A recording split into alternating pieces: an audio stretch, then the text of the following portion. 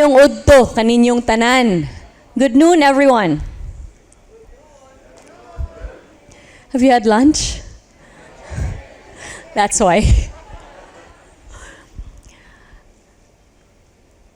First, I would like to express my gratitude to our esteemed and distinguished persons and guests here this afternoon. Asia CEO Events Chairman, Richard Mills. Let's give him a warm round of applause. And President, Ma'am Rebecca Bustamante. Eminent economist, Dr. Bernie Villegas. The leaders of PwC, whom I've had the pleasure of meeting. Also, please give them a round of applause. Sponsors, judges, and awardees of the Asia CEO Awards. Circle of Excellence and Grand Winners. CEOs, senior business leaders present here today. Our friends from the media, distinguished guests, mayong adlaw. I'm truly honored to be given the opportunity to address all of you to speak about the future of tourism. If you don't mind, I'm not going to use the podium because it's a little bit too big and you might not be able to see me fully, so I'll occupy this part of the stage. The question propounded to us is, what is the future of tourism? I'm here to tell you that the future of tourism in the Philippines has begun. And to deliver the good news that as of today, the Department of Tourism, led by our President, Ferdinand Bongbong Marcos Jr., has exceeded its target of 1.7 million tourists by the end of this year because as of today, we have already received 2.1 million international arrivals into the Philippines. Notwithstanding all the difficulties, upheavals, and challenges that we have faced, we have begun to see an uptick in recovery of tourism destinations as well as tourism numbers. And I'm pleased to inform you that as of today as well, we have already received 130 billion pesos in visitor receipts since we reopened our borders.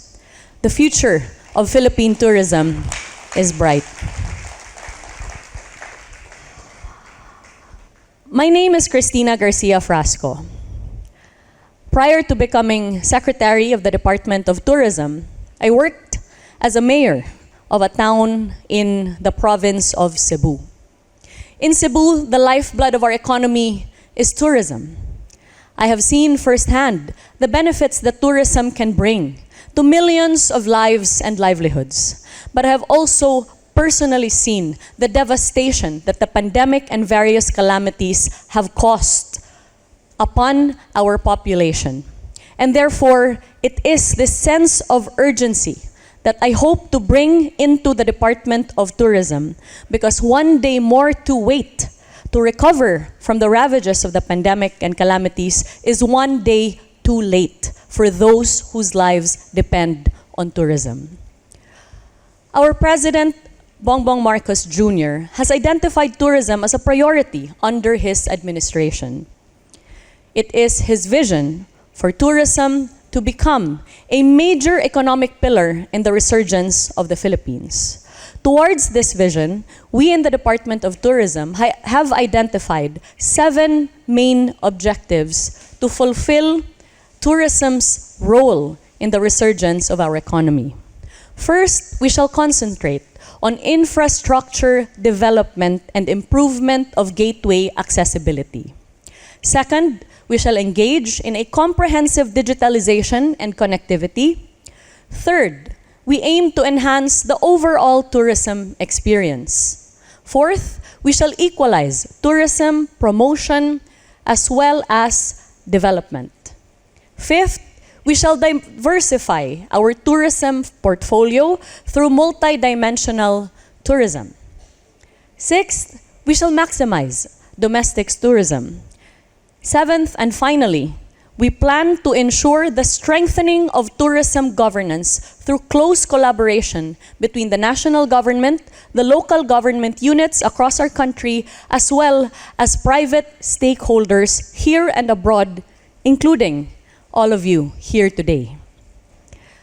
To fulfill these 7 objectives, we shall engage in 3 key strategies. First, connectivity. Second, convenience. Third, equality.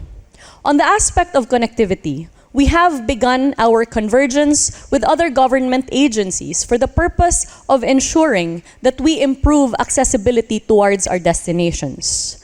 We've begun coordination with the Department of Public Works and Highways for the purpose of improving roads, bridges, as well as water systems and drainage systems in our key destinations and emerging destinations.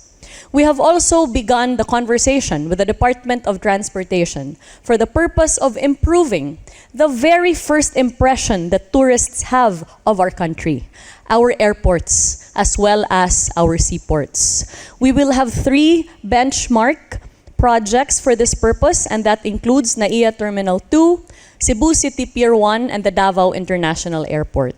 Primarily, we will focus on improving all the inefficiencies present in these gateways, from the long waiting times, the long lines at immigration, and other aspects that would ensure an improvement in the overall experience of arriving to and departing from the Philippines. The second aspect of this convergence will include an aesthetic improvement of these gateways, and therefore, in the months to come, you will see and feel a tacit manifestation of the Filipino brand in our gateways, as we will improve the interiors to reflect organic materials, Filipino products, furniture, and the like. Next, we shall ensure that we allow our tourists to experience convenience as they come to the Philippines and go around the Philippines. And therefore, we are developing a tourist life cycle app in coordination with the Tourism Promotions Board and the DICT for purposes of providing our tourists with a convenient way with which they can book all the aspects of their trip into and around the Philippines. In addition to this, we are also establishing a tourist assistance call center, a hotline that you can call should you encounter any difficulties as you travel around the Philippines. In addition, I'm pleased to inform you that beginning this year, we have broken ground on tourist rest areas across our regions to be able to provide our tourists with one of the most basic components of any journey, but also one of the most neglected: clean and decent restrooms. Our tourist rest areas will have clean and decent restrooms, a tourist information center, as well as a pasalubong center that will provide local products from local artisans and makers. We're doing this in partnership with our local government units, as well as the Tourism Infrastructure Enterprise Authority, Zone Authority, or TIAZA. I'm pleased to inform you that we have already broken ground on these tourist rest areas, first in Manolo Fortich in Bukidnon, to manifest the seriousness with which we intend to reopen Mindanao to tourism, as well as Samal Island in Davao del Norte. We have also broken ground on 2 tourist areas in the province of Cebu, including the municipalities of Carmen as well as Medellin. In December, we will proceed to break ground on further tourist rest areas that include the areas of Baguio, Palawan, Bohol, as well as Ilocos Norte. This is only the beginning, as our President intends to put up these tourist rest areas across our 16 regions all over the Philippines. In addition, we intend to equalize tourism product development across our local government units. Our beautiful country is endowed with 7,641 islands. over 80 provinces, 16 regions, over 100 cities, and over 1,400 municipalities. We have a wealth of offerings, and therefore, it is incumbent upon us in the national government to offer its expertise, its experience, and its help to the local government units that are all too eager to work with us for their destinations to be discovered by our tourists. For this reason, and towards the end of equalizing tourism, product, promotion, and development, we have launched the Philippine Experience, a heritage, culture, and arts caravan that we're taking across our 16 regions for the purpose of offering our local government units advice as well as assistance on the cultural and heritage mapping of their areas, product mapping, a focus on further developing their creative industries and the like. The outcome of which will be that we will be able to offer our tourists both locally and internationally tour packages that will give them a view not only of the destination itself, but also of all the other dimensions of this destination, including our festivals, our food, our products, and the like. This program was inspired by the Suruy Suruy Sugbo, founded in my home province of Cebu, which has allowed tourists to have a view of all of the over 50 LGUs in Cebu. In addition to this, we are very cognizant of the fact that security, health, and hygiene are top of mind in terms of the tourist experience in the Philippines. For this reason, we have already begun the conversation with the Department of Interior and Local Government for the purpose of the continuation of our tourist police program. But we wish to expand this program by coordinating as well with the peace auxiliary forces of our local government units, and the DOT will train even the barangay tanods, so that they can assist the tourist police in securing our destinations. Next, we shall ensure that the availability of health facilities is given attention in our destinations. For this reason, we have already conducted a due diligence of our key destinations so that we will be able to identify which areas are in need of tertiary and emergency facilities and work with the Department of Health towards ensuring that emergency services are readily available for our tourists.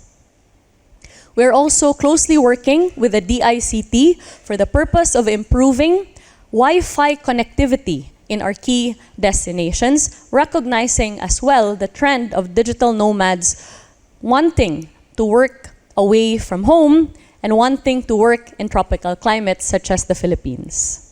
Since the beginning of the administration of President Marcos, we have made the effort to reach out as far as possible to various stakeholders of the tourism industry.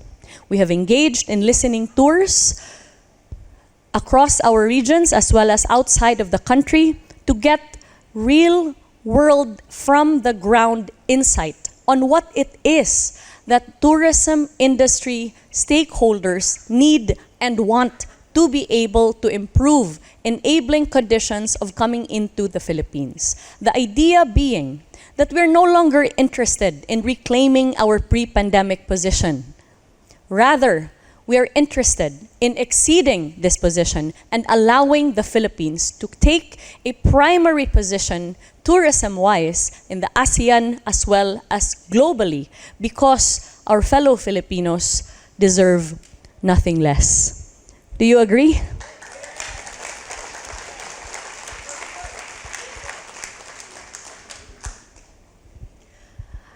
We have high hopes in the future of tourism in the Philippines.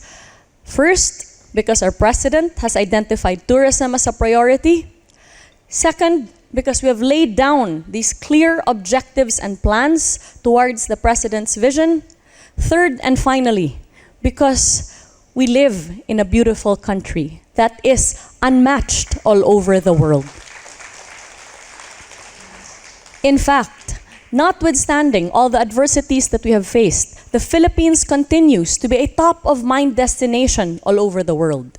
The World Travel Awards has recently awarded the Philippines Asia's leading beach nation, as well as the world's leading beach destination.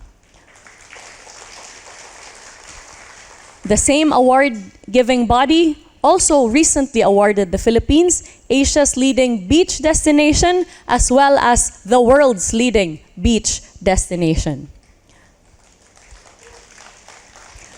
We have been adjudged one of the 40 best countries in the world, specifically citing the Chocolate Hills in Bohol, the subterranean river in Palawan, as well as the beautiful shores of Boracay. And of course, 3 of our islands have been identified as 3 of the 25 best islands in the world, citing Cebu, Palawan, and again, Boracay. Boracay, of course, has been cited by Time magazine as one of the top 100 greatest places on earth. I could go on and on. There is no doubt about how blessed we are to live in this beautiful country.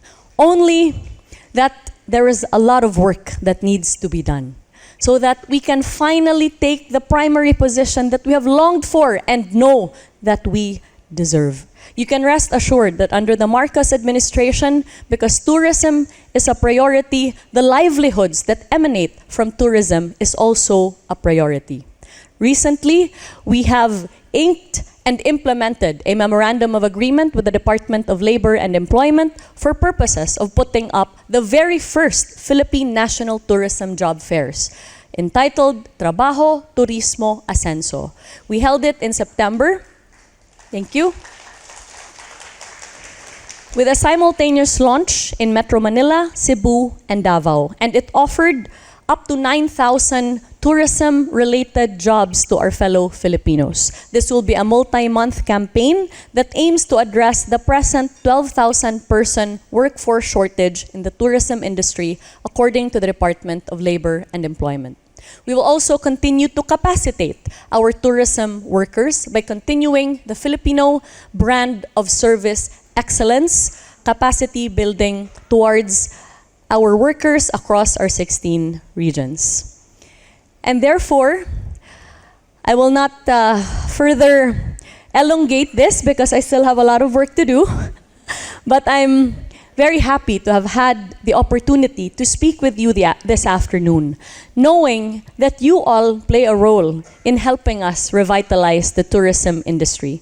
I invite all of you to partner with us as we put in the work of accomplishing our goals for our country and accomplishing the vision of our President for the revitalization of tourism in the Philippines.